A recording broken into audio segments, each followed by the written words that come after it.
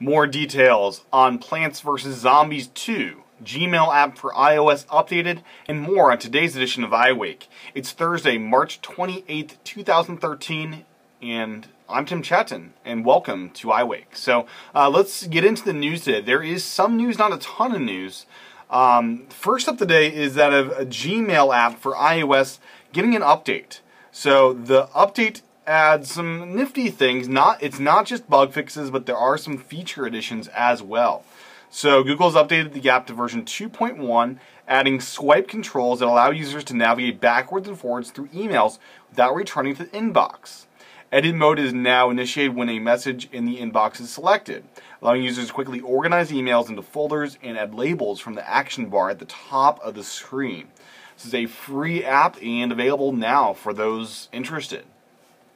Next up today, I just wanted to talk a little bit about Fitbit. So I lost my Fitbit the other day, and I can't find it. It's dead. It's lost. A Fitbit is something you wear on your pants and your pocket, and the clip and everything in it is gone. Just disappeared one day, and I kind of freaked out.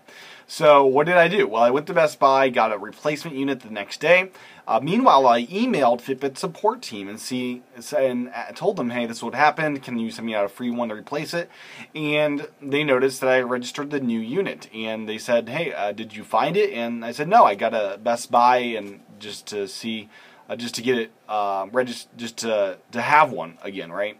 And they were kind enough to send me out a free replacement unit. I told them I'm going to use Best Buy's return policy, 15 days, and that they're actually sending me one. And within a day, so I emailed the first day, and then the second day morning, I got an email back, and by the time I left for work today, they sent me a replacement Fitbit. So this is a great company as far as customer support wise. If you lose your Fitbit, if you swim with it, if you destroy your Fitbit, they are awesome enough to give you a brand new one for free. So great story there as far as customer support. And I've heard this numerous occasions. This is not a one-time deal. The next thing as far as what's going on in the Apple world, I guess, is OmniFocus. OmniFocus 2 is now available to the people that were at the Macworld event. So I am amongst the few hundred that now have access to OmniFocus 2 as a alpha stage. And I downloaded the app today, and it's vastly better than the OmniFocus 1 that I've been using. The forecast view and everything else. It's a great app, and I'll have more to say on it as I use it more and more, but let's just say this, that OmniFocus is about to get really, really good for all the consumer type people out there, such as myself. So that is that, and if you were one of those people at the event, check your email inbox because you probably have an invite to download the alpha of the app. Next up today, Plants vs. Zombies. Version 2 is coming this summer. So what can you expect from this game? Well, this is what you can expect.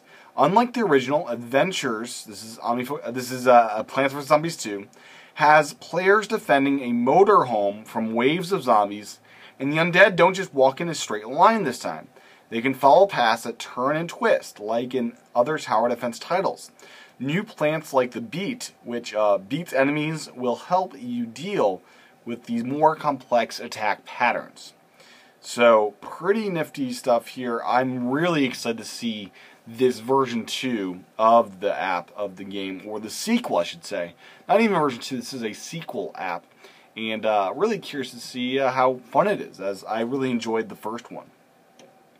Next of the day, Evernote has been updated for Windows Phone. So if you are a Windows Phone user, it's now better. So what have they done? Well, they have released version 3.0, and it adds new features and has a redesign. It's a more user-friendly home screen with improved tagged list and stack support and much more. So there is a link in the show notes for all the info about this. Since most users here aren't Windows Phone users, I'm going to leave that to those interested. Next up, really cool thing, John Williams and his editor has gone through and released a 20th anniversary of Jurassic Park. So this is pretty awesome. They've re-released the soundtrack as an iTunes exclusive, it appears for now, with 4 new tracks added to the soundtrack. And they've remastered the whole thing. You can actually hear instruments that were hidden in the original release. And this is a really impressive thing. It seems that Jurassic Park is a big deal. It's going out onto theaters next week, I believe. And they're doing this upright. This is a huge 20th anniversary for this, and pretty impressive what they've done here. So the 4 new tracks are 17, 18, 19, and 20 on the track listing. And I'm trying to pull it up, but it appears to not be cooperating here. But this is now, it's not a complete score, but it's basically all but 2 minutes of music has been released on a soundtrack with this latest edition. Next up today, Halfbrick is releasing a new new app with fish out of water. And there's some great reviews going out already. I could not find the app, so I think it's coming out soon. And exciting news. Halfbrick, last title was Jetpack Joyride, and I'm a huge fan of the studio. They did Fruit Ninja, and looks like they have another hit on their hands. Last of the day is just to mention that T-Mobile's iPhone 5 is a tweaked version of the model A1428, which is used on, I believe, Verizon's network. So this is the text here. Apple's enabling support for the AWS bands from the factory on the new guy, and sadly Apple affirmed to us that it's not something that can be enabled via software update to the old phones. So this is something that you'll need to buy the T-Mobile version if you want those bands supported. This is bands that support faster T-Mobile data. Say that another way, existing iPhone 5 owners on AT&T cannot apply a software patch to get all these extra bands. So this is the same model phone that's sold on T-Mobile on AT&T, but doesn't have everything that you would have on your phone. So that's kind of it. And that is the show for today. Thank you for tuning in to today's episode of iWake.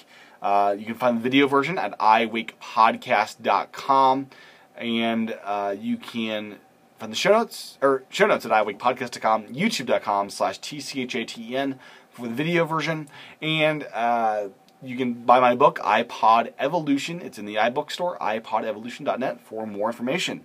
With that, and thank you for listening or watching. Stay tuned for another edition of iWake.